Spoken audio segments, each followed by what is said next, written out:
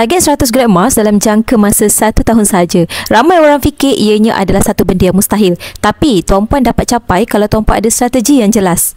Bila mana kita pecahkan kepada 12 bulan, maka tuan-puan boleh letakkan target untuk menabung sekitar RM5,000 sebulan atau boleh dipecahkan lagi sekitar RM1,250 dalam jangka masa 1 minggu.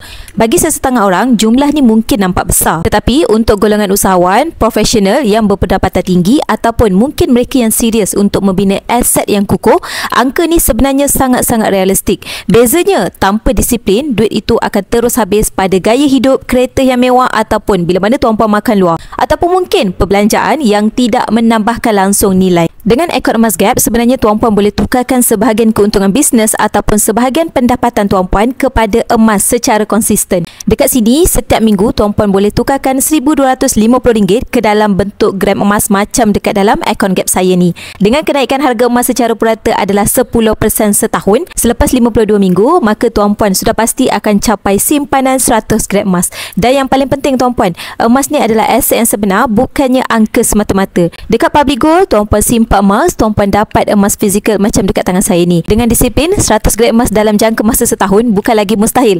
Tetapi sasaran yang tuan-puan boleh capai kalau tuan-puan betul-betul serius nak lindungi dan membina kekayaan sendiri. Jadi bagi tuan-puan yang pada hari ini nak menabung emas dengan Public Gold, nak saya bantu miliki 100 gram emas dalam jangka masa 1 tahun, terus klik link di bio ataupun terus tuju pin di video TikTok saya cara untuk bermula. Saya akan guide tuan-puan dalam simpanan emas dengan Public Gold.